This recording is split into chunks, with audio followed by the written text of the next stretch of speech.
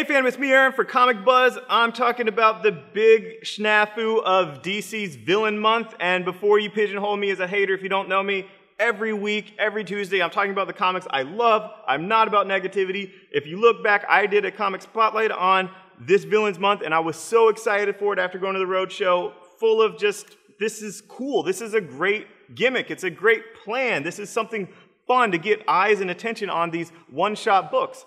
But now they're being allocated, and they're being allocated in a way that I feel is unfair, and I think that I can prove is unfair. But bottom line is, they did all this promotion, and then they were just flabbergasted that the promotion worked. They said that the orders built over time after they were showing them to retailers at these roadshows that they came up with, that they had 3 out of their 5 big dogs of DC at, I don't know what the payroll was for these meetings, promoting, and San Diego Comic-Con promoting these covers, and they were surprised that they exceeded their numbers. I mean, this stuff looked cool, and this ad, it looks awesome, and it's going to be in all the comics. It already is, saying the 3D motion covers are coming, and they're actually not really coming.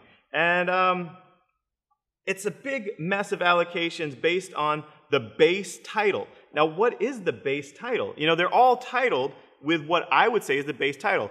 Batman 23 point whatever, or Justice League 23 point whatever.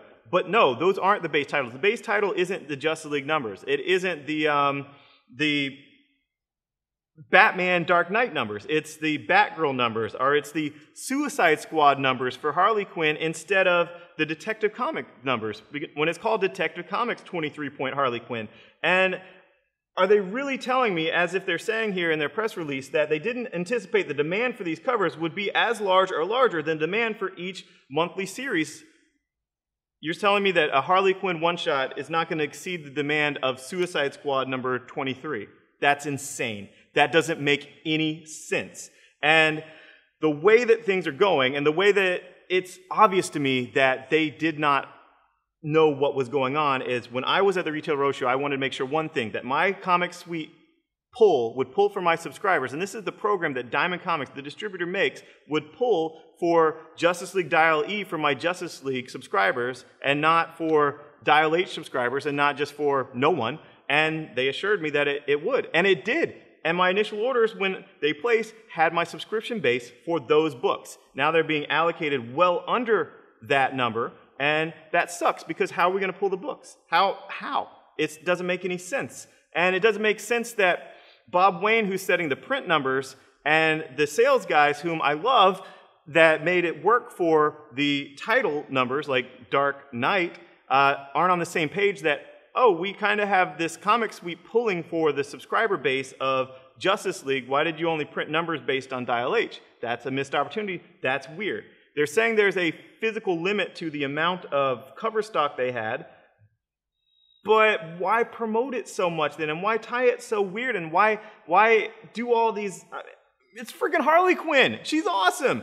And my last point, before I get on to what the solution is going to be for here, is allocating it based on initial orders is not fair. But DC had this statement that is actually inaccurate. They had a stock question that they've been asked, and it's as if a retailer is asking, so my initial orders, our FOC orders, our advance orders, none of these are used in your allocation equation. And they say, correct. It's the last 3 months of your base title. Now, how is that? Your initial order is what's used because it is an allocation of 50 to 100% of that number. Now, an allocation based on 3-month history, but of the number you place for your initial. So me and a lot of retailers don't place initial orders for the rack, don't place final orders for initial orders. I don't place final orders for initial orders. They are different words with different meanings. Final order cutoff is 3 weeks out. I put my final numbers in with the most accurate information, and I order up for my shelf copies, and I have everything, all my ducks in a row. This is what I'm committing to. This is what I'm going to pay for, and this is what I can't send back. And the initials literally count for nothing and haven't for the last decade. variants don't count for initial orders. Extra discounts don't count for initial orders. Promotional stuff, like whether you're doing a Marvel party doesn't. Our DC promotional stuff, like the DC Essentials comic book thing, was based on final order cutoffs because initials mean nothing. I could order 1,000 initial and get these incentives and get these variants and get these extra promotional items and then FOC it 3 weeks out down to 100. That wouldn't be fair to DC, but it's not fair to retailers to train us that initials don't count for anything and then make it count. And I'm saying it counts because here's why. If I ordered 2 copies of Harley Quinn and they did 50% of my initial based on a rolling number, I would get 50% of those 2 copies, which is 1 copy. Now, if I ordered 100 copies of it and I got 50%, then I would get 50 copies. So don't tell me my initials aren't what it's based on when that's the top number. So in some things, I'm getting half of my subscriber base because of the wackadoo way this is done. And that sucks. So my solution in the future for what they should do is if they have it, and I know Marvel's going to copy them like they always do, and that's wonderful because I like, you know, the market can bear what the market can bear.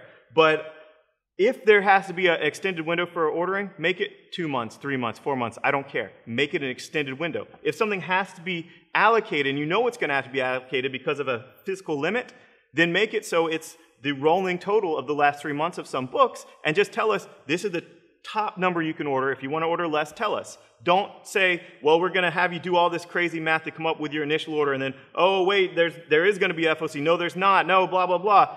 They retroactively took away the FOC. You can't do that. That doesn't make any sense. If there's something limited, say, hey, here's the top number you can order. Tell us if you want that top number or less. Bottom line.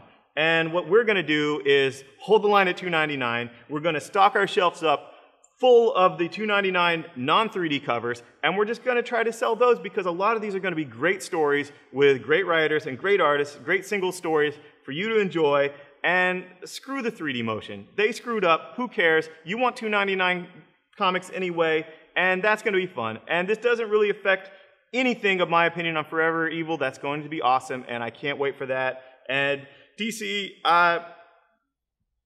I love that you try new and crazy things, but have your departments talk to each other. If you're going to set the print runs and you're going to make them pull for these titles, but you're setting the print runs for those titles, that doesn't make any frickin' sense. And if the initials are going to be what counts, let us know, because initials aren't final until they are this time, and that sucked. And I think I made my point. And I'm sorry if it sounded too ranty. And I really do love comics. Thanks, guys. Bye-bye.